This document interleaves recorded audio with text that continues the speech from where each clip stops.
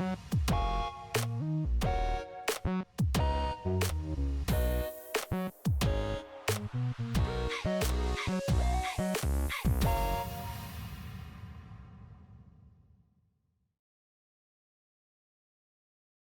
you so much for having me. I really want to thank all of the participants.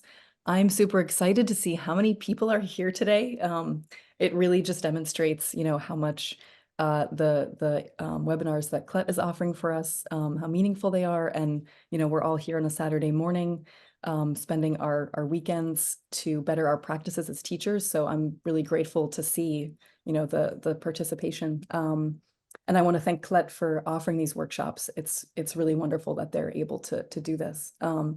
So really quickly, the Florida Foreign Language Association is having our yearly conference in Kissimmee, Florida this year. The theme is Building Belonging. We have our keynote speaker who was the 2022 ACTFL Teacher of the Year. It's Heather Sweetser, and she's a professor of Arabic at the University of New Mexico. We're really excited to have her as a keynote. And this year we have over 100 different breakout sessions.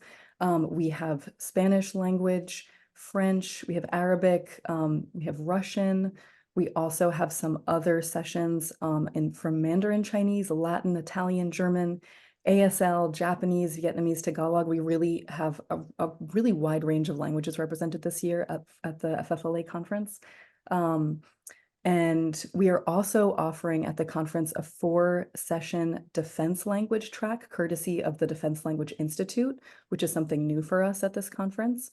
And I want to say that CLET World Languages is sponsoring a free pre-conference session with Bertha Delgadillo, who is the 2024 SCOLT Teacher of the Year, on igniting student success with strategic scaffolding and innovative assessments. So we are really excited about our conference this year. And we are happy to have anyone from anywhere in the US come join us. You can go to ffla.us for more information and registration details. And again, I'm really grateful to be here, and I'm just really excited that there's so many great teachers here this morning. So thank you all for being here. Good morning, everybody. I'm so happy to see so many of you here today and so many returnees. That's wonderful. So what are we going to see today? We're going to talk about community. And it's Standard 9 in Florida. And I say this every time, and I'm going to say it again. My focus is on Florida standards because I live in Florida and I taught in Florida. But they are based almost entirely on the ACTFL standards. So what works for us here in Florida will work for you anywhere you are, assuming you follow the ACTFL standards or that your state standards reflect ACTFL. So we're going to talk about that. We're going to talk about the strategies that we can use with this standard, which is scary for some. Some have a different, everybody has a different view of what community is. And we're going to try and synthesize those ideas into something that is more manageable and easier to incorporate. Not on a daily basis necessarily, but certainly on a weekly or bi-weekly or monthly basis. And then we are going to learn how to maximize those strategies. What more can we do to use those? And what can we do to maximize the students' understanding, learning, and engagement of this standard? They have ideas of what community is and what community isn't. And those are important for you to know as the teacher of that class. It's also important for them to understand that their idea may not be the only idea, and their idea might be a little skewed as well. Okay. So briefly in the Q&A, I want you to answer this question. What does community mean to you, and how do you incorporate it into your teaching practices? So I'm going to put you on the spot, and this is something I would do with my classes if I were teaching this particular C. So we'll go to the Q&A, and when you have an answer, just put it into the Q&A, and then we'll take a look at it. Actually, sorry, for this one, we can use the chat. Yes. Oh, we can. Okay. Yeah, we can use the chat, and we can have the questions there. Oh, perfect. Okay, so we have already some answers. My students, school, staff, parents. Okay. Thank you, Maria. So let's wait for a Few seconds for more answers. What does community means to you, and how do you incorporate into your teaching practices, please? Everyone who has an interest in the education well-being of my students, asking parents to come and be present on a cultural topic, or present on a cultural topic in the classroom. Community is students working together. Class activities depend entirely on students interacting and moving the lesson along. I incorporate them into my students' assessments, also interactions with other schools, or levels, local communities, state, working, interviewing, helping outside of class, or even class, visiting other classrooms, posting out. Community means collaboration between our students and families. Community for German in Minnesota, I think, is pretty much a thing of the past and hard to come by bearing a trip abroad. A collective of students, parents, and school.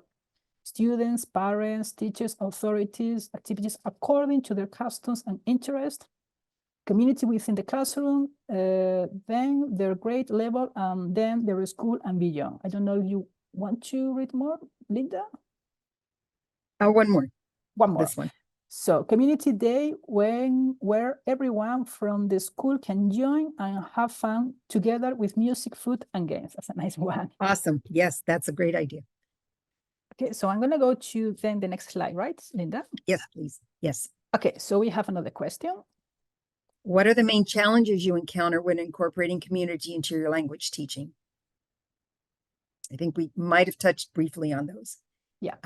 On the challenges, but okay, we have first one, I think, is the lack of culture within the community, lack of collaboration, planning, finding resources, human and otherwise, scheduling, misunderstanding, finding a time that is good for everyone, coordinating with people in the various communities in the classroom. Students revert to their language, the boundaries of the classroom, the acceptance and optimism of both sides, community and learners. Getting parents involved is always difficult. Time, willingness for students to do things outside the class, support of administration due to limitation of resources or regulations, reaching communities, support of parents, fear and rejection sometimes. Marisa is saying, I take my students to the Latin neighborhood in Baltimore. Some teachers complain because the students miss classes. Know my students well to know that size them. No cooperation from students.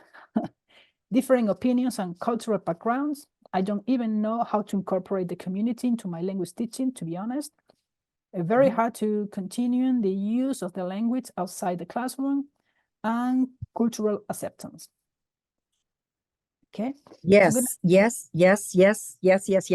All of those. It's very daunting. It is very daunting. I was saying to Mahid before we started that this is probably the scariest standard that we face as language teachers, because it can be very small, but it can also be very broad. And all of those challenges that were mentioned are certainly challenges that we all face. So we're going to talk about some of the strategies we can use, and I'll give you some ideas that I used in my classroom that worked well, and some that didn't, that just kind of fizzled out real as quickly as they started. They fizzled, and you have to be willing to understand that not every idea is good, and not every idea is good everywhere. So that too plays a part. So the actual standard on communities is this, and it's the Florida standard. The student will be able to use the target language both within and beyond the school setting to investigate and improve their world beyond their immediate surroundings for personal growth and enrichment. That pretty much tells you what community is. But I like the answer from before when we were talking about the definition of community.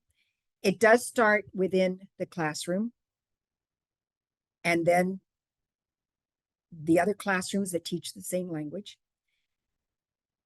Hopefully it catches fire within the whole department, and so then the other languages can also see that they can build community. From there, it can go to other schools in the area, within the district, and it just keeps blossoming to the community at large. Depends on where you live and what languages are spoken where you live. I live in Florida, so Florida has a huge Hispanic community statewide, locally as well. St. Augustine was founded by Ponce de Leon back in 1565. So we are very much entrenched in community on a global stage. We have several sister cities in the Hispanic world. So for us, it's easier than for most, but our county is also very widespread. It's a very long county. So I happen to live right in St. Augustine, which makes it easy for schools in this zone to visit the monuments downtown and to get a real glimpse of history and to build that community outside of the classroom. For the northwest part and the northeast part of the county, it's not so easy because that involves travel to a greater extent. So even within a district, community changes its meaning depending on where you are. But I encourage you to look outside of just the language that you teach and look at the background and the roots of your community and somehow incorporate that. We are a global community these days. So a lot of what you can find in your own backyard, so to speak, can be somehow incorporated. Next screen, please. Or next slide, rather. Okay, so what is the meaning of community? It always refers to a group of people. Two people are a community, in effect. Community is a group of at least two people who influence each other through social interactions. Families are a community. And our concept of family varies from place to place.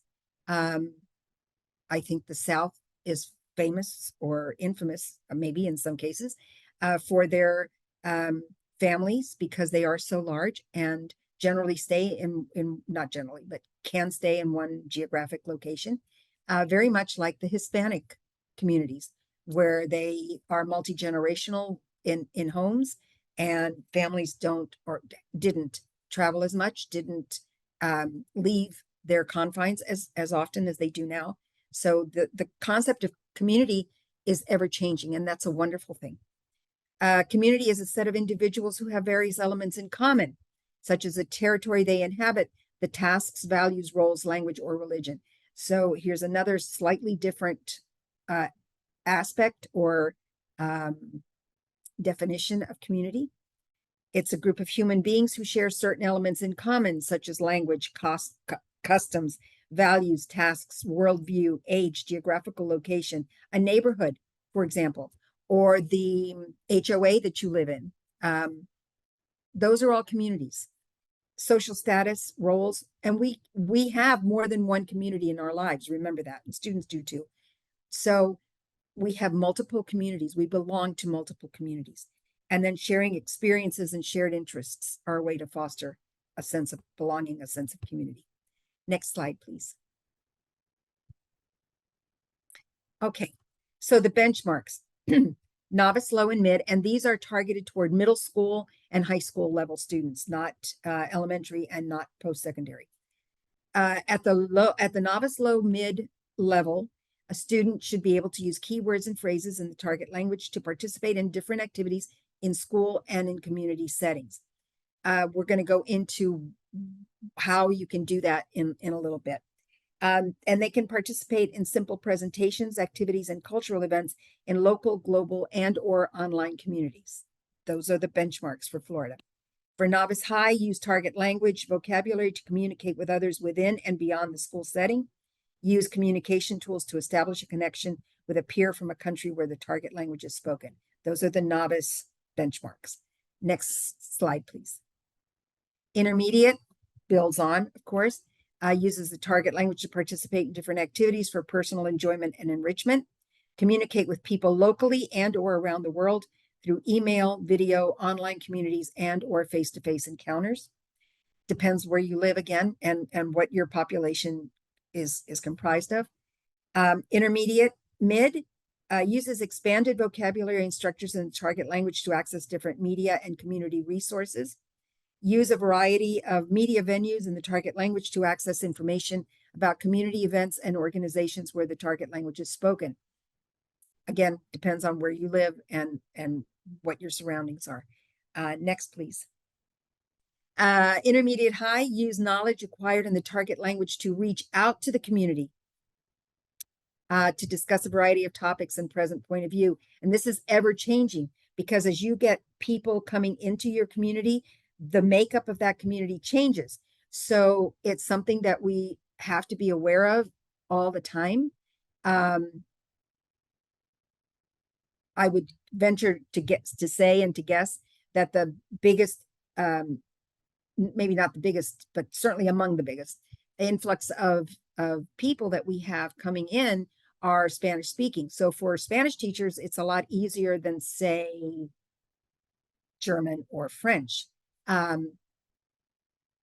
it's something to think about. There's certainly French communities in the northern part of the United States where there's a boundary with Canada that would be within reach. Participate in activities where communication in the target language is expected. Writing a letter, engaging in an online discussion board, discussing things of community interest. We are so fortunate these days in that news is available in a flash and we can access it and we can expose our students to it and they can learn that we are not unique in our problems and in our situations, that they are shared worldwide. That builds another layer of community for them. Advanced, apply knowledge gained in target language to make presentations as part of extracurricular activities beyond the school setting. I'll give you some examples of that. Create and present activities in the target language, drama, poetry, art, music, through a variety of media where communication is extended outside of the classroom. Give you some ideas for that too. And these can be, actually, it doesn't have to be just at the advanced level. It could be at the novice and it could be at the intermediate levels as well. Next slide, please. Use knowledge acquired in target language to access information on careers and employment opportunities. This is a big one now with so many students being college ready or college bound. They are discovering, based on my knowledge of former students, that many of them have written me notes saying, gosh, I wish I paid more attention in your class because I'm really needing to use Spanish in my day-to-day work. Whatever it is, medicine, certainly, emergency personnel, aeronautics, business. I mean, you need a second language, and we are, as a country, we are well behind the rest of the world in this. Engage in opportunities to increase awareness of careers for which skills in another language and cross-cultural understandings are needed. I have students who now live abroad and can adapt to another culture, if you will, because they had the experience of going outside of their home community into the broader community, maybe not outside the country necessarily, but into the broader scope of community. Next, please. And advanced high, use language skills and cultural understanding beyond immediate environment for personal growth. That's a wonderful one. Access organizations or individuals through different types of communication to request information about professional activities, such as job opportunities available in the target language. Okay, next, please. The activities that we're going to look at in a few minutes all come from either Reporteros 1, 2, 3, 4 is coming out in a month or a month and a half, and Mapas is the upper level. It's a series that I would recommend for the Cambridge program, for IB, and for AP. Certainly at level 4, 3, and 4, I would say you could transition if you have those programs in your schools. You could transition very easily. It does cover a lot of the topics covered by those 3 major exams. So if you don't have copies of these, you can certainly request them. And I know that the the address was posted, but it'll be posted again for you. Okay, next, please. Okay, from Reporteros Uno, but before we get to there, or not, no, I'll do it at the end as a recap. Reporteros 1, we found a couple of activities that fit the community standard, and we're going to go through them and we'll talk about them a little bit. Okay, this one is La Personalidad del Mes de la Herencia Hispana. Remember, if you remember, some of the standards mentioned presentations. Presentations are a wonderful thing. It incorporates so many of the other standards. And when a student presents that, makes that presentation to the classroom, he or she is connecting with the classroom community. You can take it a step further and invite other Spanish classes to participate, or to participate as the audience. If the other classes aren't doing this activity for whatever reason, then you can invite the other classes to participate. I had, of course, for Hispanic Heritage Month, it was always important for me to have the students find a Hispanic who had made a positive impact on the world. And it could be whatever their choice was. I'm going to sneeze just a second. I'm sorry. Well, I thought I was going to sneeze. It could be music. It could be clothing design. It could be as a chef. It could be as a writer. Whatever tickled their fancy, they could choose somebody in the Hispanic world who has made a positive influence. Some kids are very intelligent, and they can make something that would seem at first glance not so positive, and they can find a way to turn it around to make it positive. Generally speaking, I tell them to steer away from those kinds of controversial figures. But, you know, they're participating, and that's the name of the game. So with this, the product is going to be a poster, and this is Novice Low, so this is for freshmen who are Spanish 1, or whatever. I mean, you can substitute Hispanic for any language, right? I mean, I know Hispanic Heritage Month is big. It's a month long. It's big, and certainly I'm sure that every Spanish teacher participates somehow in Hispanic Heritage Month. But you can take it to another language for those of you who teach French or German or Italian or Arabic or whatever. The product is a poster, and they don't have to know a lot of the language 2 months into school or a month into school. Obviously, they haven't learned very much unless they had maybe a taste of it in middle school somewhere. But they can certainly provide a poster if you give them the guidelines. So you tell them what information you want on the poster. Typically, it's the name of the person, when they were born, where they were born, and the impact, the positive impact that person made. And then they just get up and present it to their classroom community or grader. It's daunting for some students to get up a month into school. And I say a month because here in Florida, we start in August. So by September 15th, gosh, we're 5 weeks into the school year. But by then they've learned some words, and they can say, I mean, you can give them the first line even. Yo escogí a fulanito, nació en, vive en, su impacto fue, those kinds of guides. But they still are doing the research, and they are still presenting to a community of their peers in one way or another. I did something, and this was something I did. I don't know if the rest of the teachers in my department did, but I always, because parent night, you know, falls sometimes right around there.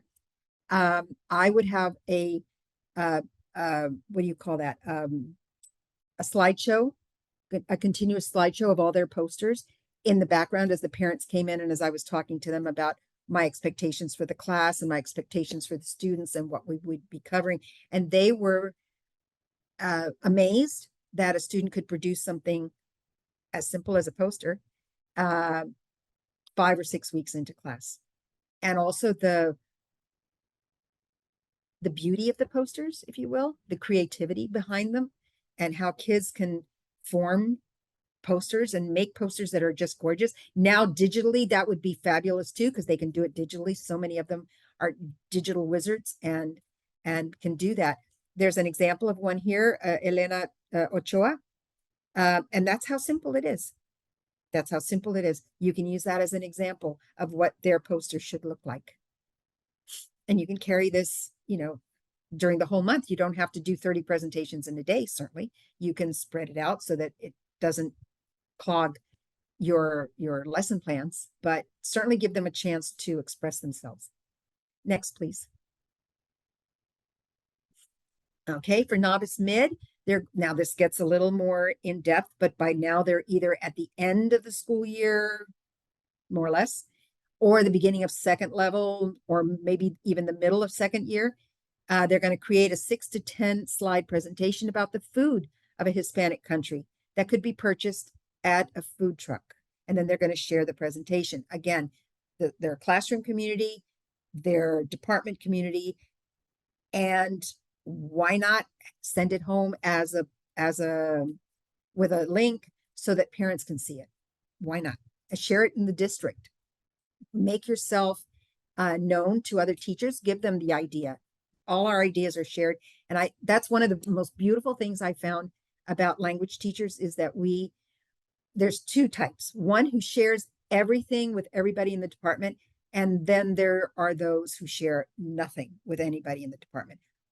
I hope I was the former, not the latter.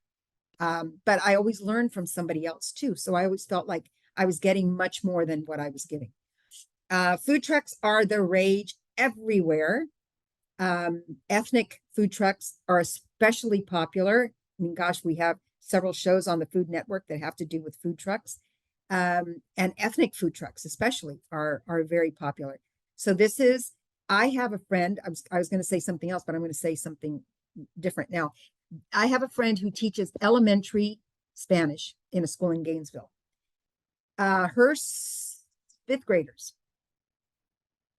I think it was fifth graders, did not a whole unit, but a whole presentation on food trucks. They built their little trucks out of boxes, shoe boxes or what have you, and put little wheels on them. And it was almost like a train. It was so cute. I wish I could find those pictures that she sent me. This was several years ago. But it was a whole thing on food trucks. And each child, or you could have teams of 2 kids. I mean, food truck is hard to run with one person. So realistically speaking, you could have a group of 2. They designed the look of the food truck, the name of the food truck, the menu of the food truck, and then they had to present it. You can take it a step further and make it a food day and invite other classes. When I did not a food truck, but when I did food presentations, it started out in the classroom and then it grew that we had to use the cafeteria because we invited the teachers to come and taste the food of the different countries that were represented. So there again, you're going from a nucleus of a classroom community to a department community to a school-wide community. And gosh, you could even go further and invite parents if you have that kind of student population where parents are available. And parents love this because they see their kids interacting with other children, but interacting in Spanish or in French or in German or in Italian or in Arabic or whatever it is. And think of how they're growing in knowledge throughout. So it's a wonderful thing. That was just one example of how you can use food trucks greater to be just more than something small in your classroom. And the instructions are all here. These are all real activities in Reporteros. You can see up here, it says Mini Proyecto 2. Every unit is divided into 2 lessons. Each lesson has a mini project. And then there is at the end an assessment portion of the lesson where it assesses and integrates all of the standards in one way or another. So if you've been present for any of the previous presentations, you know how those work. If you've not been to another presentation, please request a copy of the textbooks in the language that you teach, French, Italian, German, or Spanish, and take a look at these books. They are fabulous because they do it for you. I mean, they just do it for you. Okay, next. I know I get carried away with myself, and I'm sorry about that. Reporteros dos. The first activity is for novice high, intermediate low. The final project, now this at the end of the unit, there is a final project in addition to the assessment piece. In this one, they are going to form, the students are going to form a group of neighbors who want to create an informative guide to their neighborhood or town, if it's a small town. This can be carried forward. I'm not going to talk about St. Augustine again. We have a lot of tourists here from all over the world. And at our information center, they do have guides that are in many languages. So many years ago, my gosh, I can't even remember how many years ago, the castle, El Castillo de San Marcos, which is our fort, one of our history teachers and I collaborated, and he brought a project to my class that they took the brochure that had to do with the fort, and it was written in English, and my students, volunteers, they were the volunteers. They didn't, I didn't require it of all students. I didn't require the whole assignment from all students. There were portions that each student had to do, but these were my 4th year students, I think. Translated portions of the guide to the fort into Spanish. Why Spanish? Because that's where most of our tourists, if they spoke a second language at that time, it was Spanish. Another language, I should say, not a second language. So I think it's still available at the fort. I haven't been to the fort in a while, but the last time I was there, it was still there in Spanish. So that was something that was an outreach project for my students. And it made them realize how valuable knowing a second language was. That's a benefit of doing something like that. So this is similar, but this can be as small as a neighborhood, small as a living complex, what do you call it? Like I live in a condo, so we have a condo complex. It could be as small as that. That could be the community that you're doing and the surrounding area, the shopping and all that.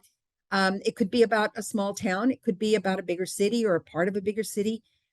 The point is to get them outside of the classroom and into the bigger community, and then putting something together that would be of value to other people. Next slide, please.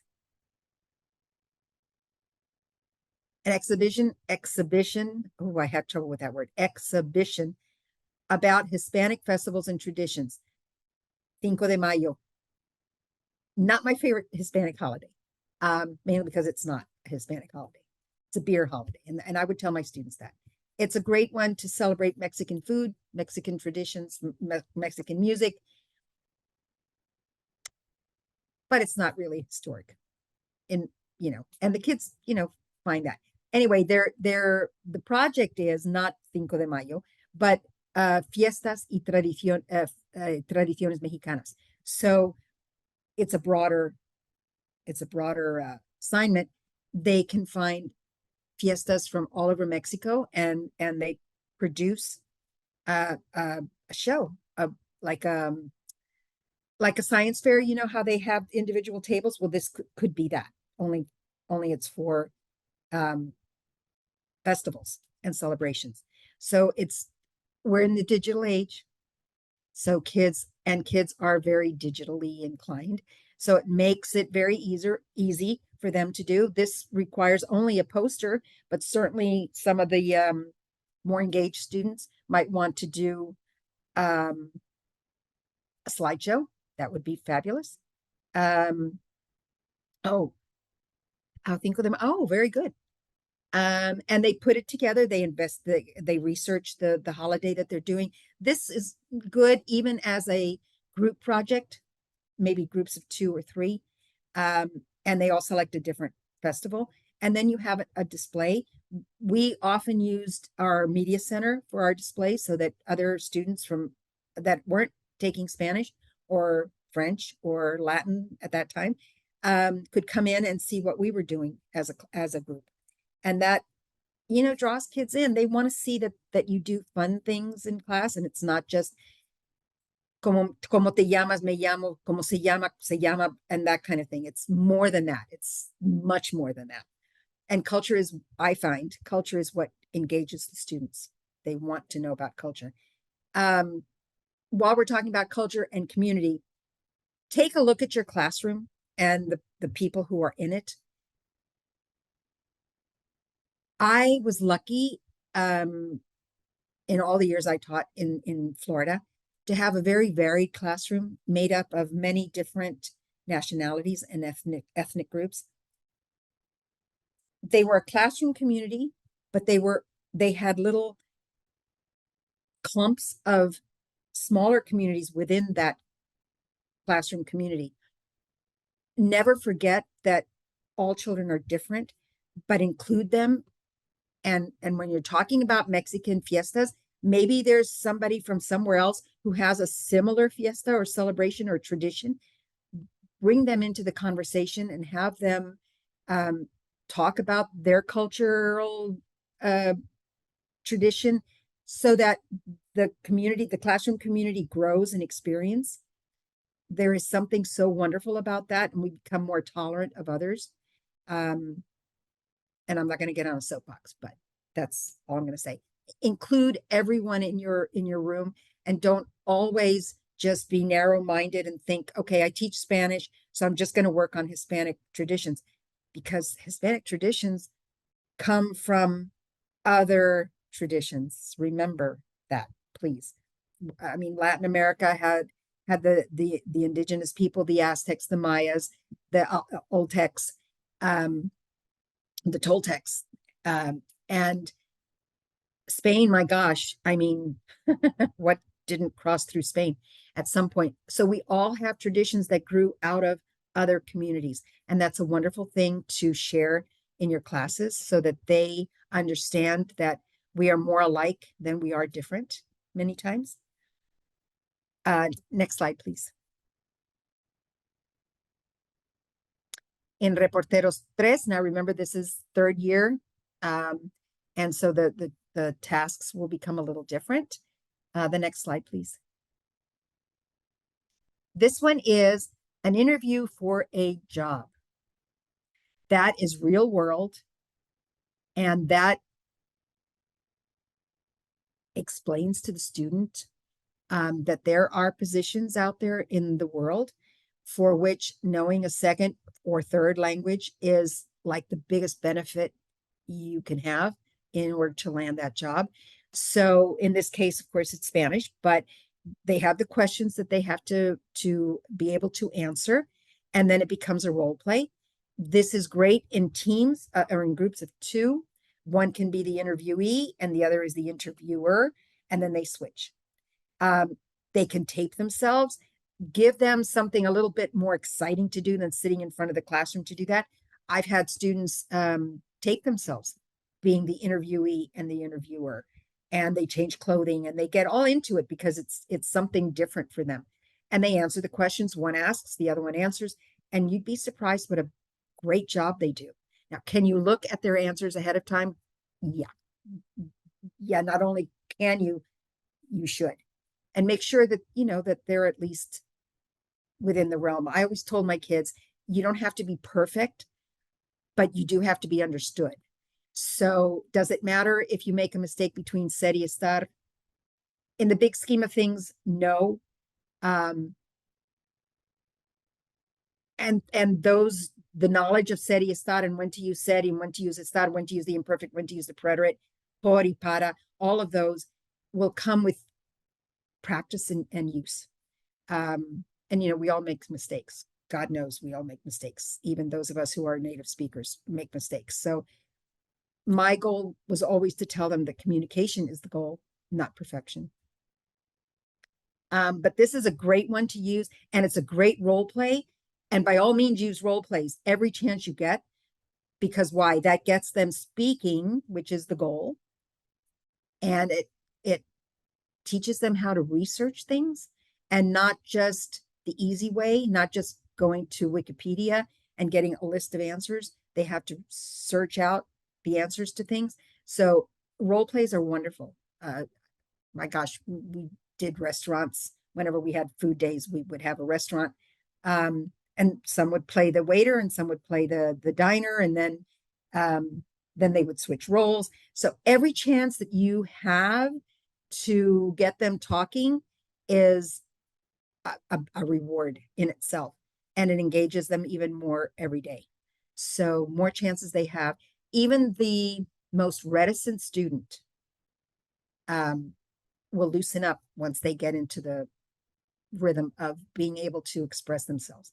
And their fear of making a mistake doesn't vanish completely, but it certainly is lessened. So that was this particular activity. Next, please. This is an interactive map featuring environmental improvement projects in Spanish-speaking countries. Spanish-speaking countries, for whatever reason, political or otherwise, seem to be, I'm going to go out on a limb here and say that they are more conscious of their environment than we as Americans are. So it's always interesting to me to find what other countries are doing as far as sustainability goes. And even now, as a retired teacher, I am fascinated by that aspect of another country's culture. And they can do that. They can find what other countries are doing for sustainability, for climate change, for fuel, for so many solar power, wind power. I mean, the list just goes on and on and on. So this is just a sustainable community, but think of the other ideas that can come of this. And maybe you can branch out and do more than one, give them more than one opportunity to do things. You can always use the activities in Reporteros as a jump off point, use it. And then the second year, maybe you go, I wish I had, and make the change. Nothing is static in language learning. Nothing is ever static. Next, please. Reporteros 4 is coming out soon. I think it's in its final stages of editing right now. So it should be available very soon. And now we'll go to Mapas. And this is a higher level activity that we're going to show you now. It's an individual project. Talk about, or write about, in this case, write an article about a controversial tradition. And down in the picture, you can see the running of the bulls in Pamplona. And it's kind of almost like an editorial or an opinion page. You know how valuable writing an opinion essay is for any high stakes exam these days. Kids do learn how to write opinion essays starting in 3rd grade. They write opinion essays in Florida. So it's nothing new to them. What this is new is that it's a controversial tradition. In this case, it's the running of the bulls. It could be bullfighting. It could be, I don't know, any number of things. But they have to find the tradition that they want to write about, and then they follow the guidelines. And it explains it here, and it's small print. I can't read that well when it's small print, but they have to look for pros and cons to the tradition or celebration. They have to, cite them and not defend them, but cite them. They have to write an article of between 400 and 460 words, which is the norm, and state the arguments, and then both the pros and the cons again, and then they have to give their point of view. Where can you take this beyond the classroom? You can have a debate with another class, maybe who's on the same level, and then they can, square off against each other. You can do it with what they've learned in Spanish. If there's a debate club in your class, in your school, they could take this idea and take it to the moderator of the debate club. They could actually write a letter to an editor in another country. If you have a school newspaper, it could be included in the school newspaper. There are many, many more uses for this particular activity than just an assignment for a class. Use your imagination and let your imagination go wild. That's all I can tell you. Next, please. We have the same resources in French, German, and Italian, and these are them. If these are the pictures of them. If you do teach French, German, or Italian, please don't hesitate to ask for sample copies. And they all follow the same pattern as Reporteros. So you'll see the same unit components that you see in Reporteros.